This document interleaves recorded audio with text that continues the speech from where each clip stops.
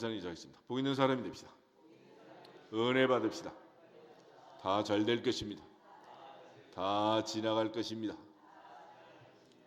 할렐루야. 요한복음 15장 말씀은 예수께서 이제 포도나무의 비유를 통해서 제자들에게 계속해서 말씀하신 내용이 나와 있습니다. 특별히 과수원에서 농사짓는 농부에게 있어서 중요한 것은 가지치기를 잘 하는 일입니다. 구약에서 신약 또 예수 그리스도로 인해서 만민이 구원을 받는 데 있어서 구약의 사건들은 사실 이제 가지치기. 그래서 아브라함의 아들 이삭과 이스마엘 중에서 이스마엘이라는 가지를 잘라내고 또 이삭의 아들 야곱과 에서 중에서 에서라는 가지를 잘라내고 야곱의 12아들 중에서 특별히 유다 지파를 통해서 주님이 오시기까지 가지치기를 하고 예수 그리스도로 말미암아 또 이방이 열방이 모든 민족이 접붙임을 받아서 이제 만민이 구원을 받는 놀라운 은혜를 얻게 된 것입니다. 사도 바울은 이걸 돌 감람나무에 비유를 하고 또 가지치기를 잘라낸 그 자리에 우리가 접붙임바 되었다는 것을 로마서에서 또 강조를 하고 있습니다. 오늘 주님께서 열매 맺기 위해서 해야 할 가장 중요한 일은 이 포도나무의 비유를 통해서 가르쳐 주고 있습니다. 나는 참 포도나무요 내 아버지는 농부라 그랬습니다. 주님은 포도나무고 우리는 모두 주님께 붙어 있는 가지라고 해요. 가지. 근데 가지가 열매를 맺는 과정을 거치기 위해서 농부가 열매 맺지 못하는 약한 가지를 잘라내고 튼실한 가지를 남겨서 열매를 맺게 하는 것처럼 가지를 잘라내는 이 작업을 깨끗하게 한다라고 2절에 얘기합니다. 깨끗하게 한다. 그런데 성경은 어떻게 해서 깨끗하게 하느냐? 3절을 보면 너희는 내가 일러준 말로 이미 깨끗하게 있었다. 예수께서 발을 씻어서 깨끗하게 된 게 아니라 말씀으로 깨끗하게 되었다. 에베소서 5장을 한번 보겠습니다. 에베소서 5장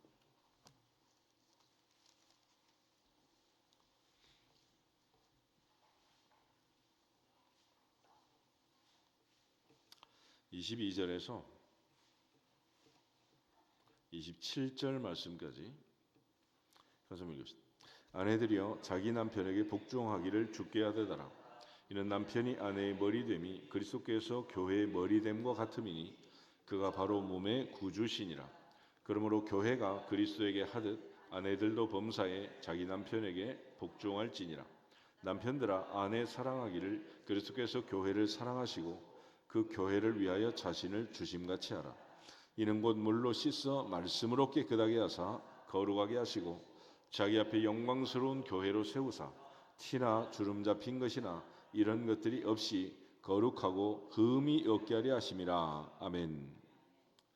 바울은 이 얘기를 하면서 32절에 이 비밀이 크다. 나는 그리스도와 교회에 대하여 말하노라. 그러나 너희도 각각 자기의 아내 사랑하기를 자신같이 하고 아내도 자기 남편을 존경하라.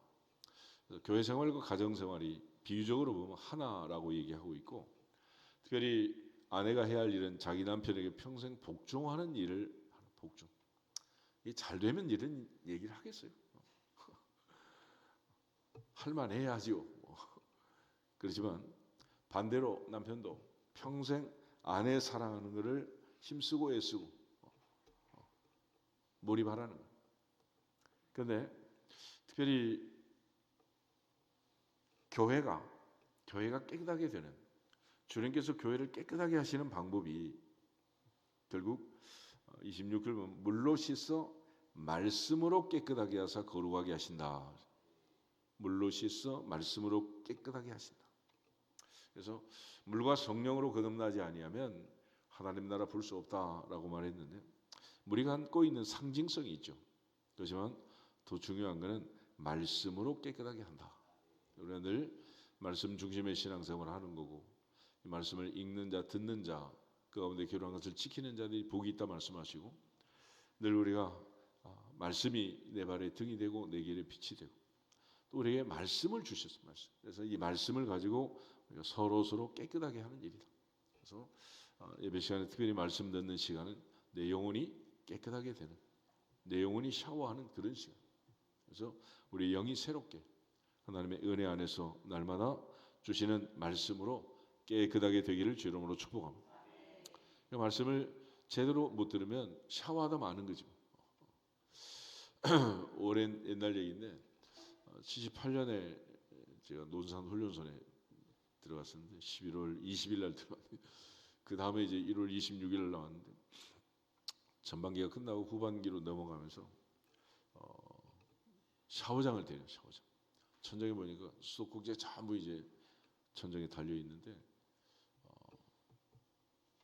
실컷 이제 씻겠다 싶어가지고 비누칠을 했는데 끝. 3분 더 준다. 만약에 그렇게 거품만 해놓고 씻질 않으면 얼마나 찝찝하겠어요. 그러니까 오늘은 처음부터 끝까지 깨끗하게 샤워하고 말씀으로 씻어 깨끗하게 된 아침이 되기를 축복합니다. 특별히 이제 이 포도나무를 깨끗하게 하는, 가지를 잘라내는 것들을 말씀으로 한다는데 어떻게 이 말씀을 가지고 잘라내기를 할 수 있느냐? 히브리서 4장을 한번 찾아보세요. 히브리서 4장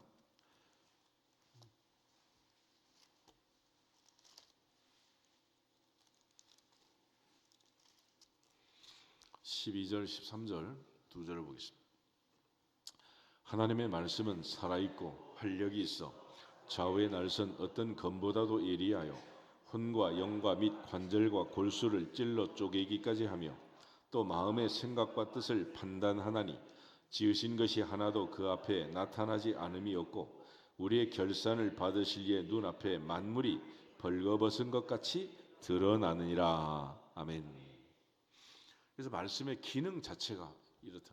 그래서 말씀을 던지면 말씀은 가지치기를 하는 것처럼 남아있는 가지와 잘나는 가지가 구별이 되고 말씀을 통해서 선포가 되면 지혜로운 사람과 미련한 사람이 구별이 되고 말씀을 받고 믿는 사람과 말씀을 듣고도 믿지 않는 사람이 구별이 되고 말씀은 살아있어서 활력이 있어서 좌우의 날선 어떤 검보다도 예리해서 의사가 된 메스를 가지고 암덩어리를 잘라내고 그야말로 염증을 일으키고 통증을 일으키는 모든 병든 부위를 도려내는 것처럼 그런 메스가 있잖아요. 근데 그 어떤 칼보다도 어떤 좌우의 날선 검보다도 말씀은 예리하다. 할렐루야. 그게 말씀이에요. 그러니까 이 말씀을 통해서 내 안에 나를 깨끗하게 하지 못하는 모든 것들을 잘라내고 깨끗하게 하시는 것은 말씀이니라. 그래서 성령의 검곧 하나님의 말씀을 가지라. 사탄을 물리칠 때도 예수께서 기록되었으되 말씀으로 하는 말씀. 그러므로 이 말씀이 갖는 기능을 잘 아셔야 됩니다. 주님께서는 내가 이미 일러준 말로 너희는 깨끗해졌다. 그러므로 너희는 내 안에 거하라 나도 너희 안에 거하라. 지금 계속해서 이제 반복하시는 말씀이 이 얘기를 하는데 13장 1절 다시 보겠습니다. 13장 1절 마지막 밤에 주님이 하신 말씀 이 많은 말이 있지만은 지금 계속 반복하고 계세요. 그래서 보겠습니다. 유월절 전에 예수께서 자기가 세상을 떠나 아버지께로 돌아가실 때가 이른 줄 아시고 세상에 있는 자기 사람들을 사랑하시되 끝까지 사랑하시니라. 아멘. 주님이 끝까지 사랑하시는 그 이야기를 행동으로 말씀으로 반복해서 얘기해요. 반복해서. 여러분 생각해보세요. 오늘 밤이 지나면 마지막 밤이다. 무슨 얘기 하겠어요? I love you. 사랑한다. 그 말 외에 무슨 얘기 하겠어요? 그래서 계속 반복하시는 거예요. 나는 너희 안에 너희는 내 안에 있다. 아버지가 내 안에 내가 아버지 안에 있는 것 같이 나는 너희 안에 있고 너희는 내 안에 있다. 내 말을 듣는 사람은 나를 사랑하는 사람이고 내 말을 듣지 않는 사람은 나를 사랑하지 않는 사람이다. 나의 계명을 지키는 자는 하나님을 사랑하고 나를 사랑하고 내 계명을 지키지 않는 자는 사랑하지 않는 자다. 그래서 바리새인들을 향해서 너희는 너희 아비 마귀의 자식이다. 그래서 내가 진리를 말하기 때문에 거짓과 교만으로 뭉쳐진 마귀의 자식들은 말귀를 못 알아듣는다.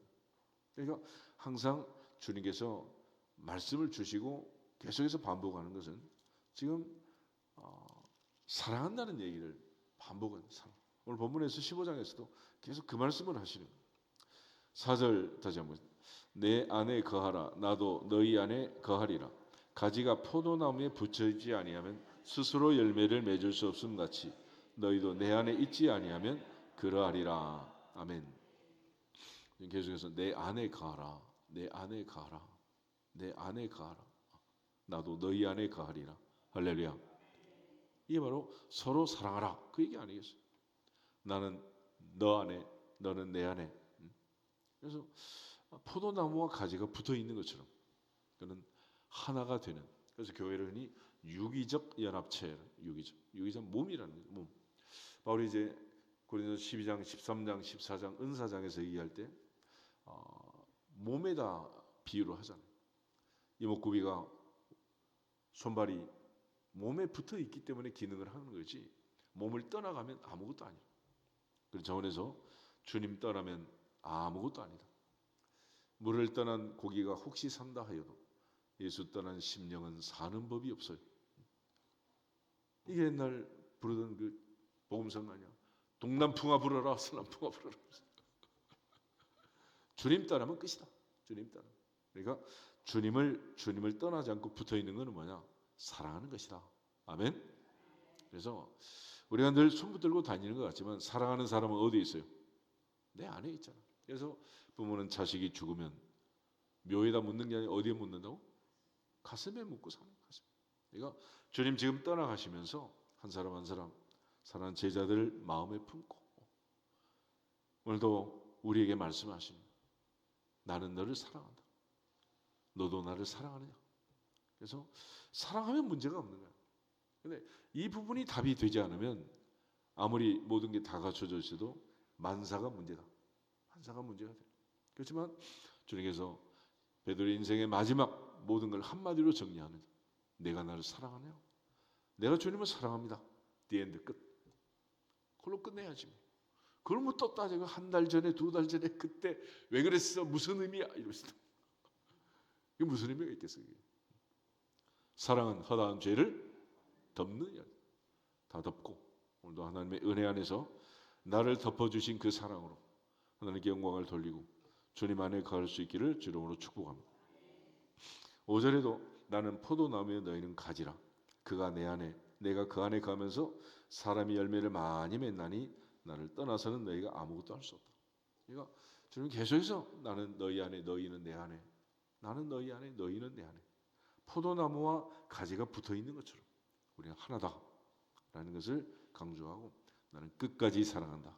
세상 끝날까지 항상 함께 있으리라. 할렐루야. 그 약속을 주시는 거예요. 그래서 우리가 늘 사형리 첫 번째 올린 하나님은 당신을 사랑하십니다. 사랑하십니다. 그걸 깨닫는 거죠. 주님의 사랑, 끝없는 사랑, 아가페의 사랑, 어제나 오늘이나 영원토록 동일하신 주님의 사랑은 변치 않는다. 끝없는 사랑, 끝까지 가는 사랑이다. 그런 차원에서 이제 7절, 8절 다시 한번 보겠습니다. 너희가 내 안에 거하고 내 말이 너희 안에 거하면 무엇이든지 원하는 대로 구하라. 그러면 이루리라. 너희 열매를 많이 맺으면 내 아버지께서 영광을 받으실 것이요 너희는 내 제자가 되리라. 아멘. 이 기도 응답이라는 것이 테크닉이 아니고 관계다라는 것을 늘 강조했습니다. 이 중에서 마태복음 7장에서도 말씀하실 때 너희가 악한 자라도 자식에게는 좋은 것으로 줄 줄 알거든 하물며 하늘에 계신 너희 아버지께서 구하는 자에게 좋은 것으로 주시지 않겠느냐. 이유가 뭐겠어요? 나는 아들이요 그분은 아버지요. 아버지는 나를 사랑하고 나는 아버지를 사랑하고 그러기에 주시는 거지. 다른 이유가 뭐가 있겠습니까? 그런 차원에서 너희가 내 안에 가고 내 말이 너희 안에 가면 무엇이든지 원하는 데 구하라. 그러면 이루리라. 그러니까 주님이 내 안에 내가 아버지 안에 영원히 사랑하며 사는 방법이 뭐냐? 주의 말씀을 마음에 새기는 것이다. 할렐루야. 이제는 돌 위에 글자에 노트에 새기는 게 아니라 내 마음에 새겨. 예레미야 31장 보겠습니다. 예레미야 31장 31절에서 33절. 예레미야 31장 31절에 33절. 사랑하는 사람의 말은 마음에 남아 있는 것이고 사랑하지 않는 사람의 말은 흘려 보내는 거예요. 그래서 모세가 돌비에 새겼던 그 말씀을 선지자 예레미야는 마음에 새겨라 그렇게 말합니다. 31절 여호와의 말씀이니라. 보라 날이 이르리니 내가 이스라엘 집과 유다 집에 새 언약을 맺으리라. 새 언약은 내가 그들의 조상들의 손을 잡고 애굽 땅에서 인도하여 내던 날에 맺은 것과 같지 아니할 것은 내가 그들의 남편이 되었어도 그들은 내 언약을 깨뜨렸음이라. 여호와의 말씀이니라. 그러나 그날 후에 내가 이스라엘 집과 맺을 언약은 이러하니 곧 내가 나의 법을 그들의 속에 두며 그들의 마음에 기록하여 나는 그들의 하나님이 되고 그들은 내 백성이 될 것이라. 여호와의 말씀이니라. 아멘. 33절 말씀은 이제는 하나님께서 언약을 나의 법을 그들의 속에 두고 그들의 마음에 기록하겠다. 마음에 기록하는 내용이 구약에서는 나는 그들의 하나님이 되고 그들은 내 백성이 되리라. 언약의 본질 가장 중요해요. 신약에서는 나는 너의 아버지가 되고 너희는 내 자녀가 되리라. 할렐루야. 그래서 아들, 딸, 자녀들의 마음속에 있는 것은 이분이 아빠고 이분이 엄마다 의심하지 않고 혼을 내도 들어오고 또 밥 달라 그러고 또 사는 거 아니겠어요? 그러니까 교회 안에서도 마찬가지다. 늘 주님이 주신 이 말씀을 우리가 잘 붙들고 포도나무 가지에 열매가 맺히기 위해서는 포도나무를 떠나면 안 돼요. 떠나면 주 앞에 갈 때까지 열매를 많이 맺는 말씀으로 깨끗하고 항상 주님의 사랑받는 가지가 되기를 주 이름으로 축복합니다. 그것이 바로 기도 응답의 비결이에요. 그러니까 기도는 뭐 부르짖고 금식하고 40일 이런 게 아니라 주님의 말씀을 붙들고 주님의 사랑을 믿고 그래서 너희가 무엇이 믿고 구한 것은 받은 줄로 믿으라. 그러면 너에게 그대로 되리라.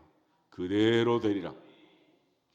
그래서 사랑, 믿음, 소망 이건 항상 같이 간다 그러죠.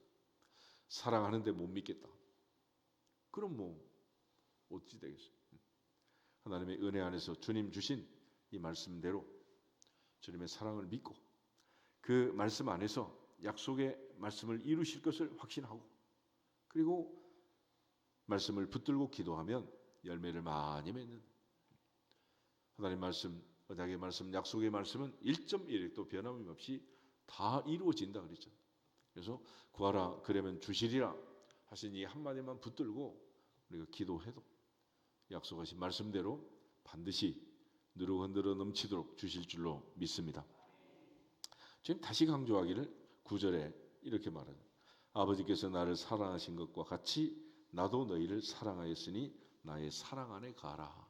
그러니까 내 안에 가라 그 말은 사랑을 믿고 확신하고 흔들리지 말고 그래서 사도 바울은 우리를 사랑하신 이로 말미암아 넉넉히 이기느니라.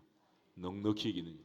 사랑의 확신을 갖는 그러니까 사랑을 확신하고 사는 사람은 행복한 사람이고 세상에서 제일 불행한 사람은 사랑을 의심하고 사는 사람.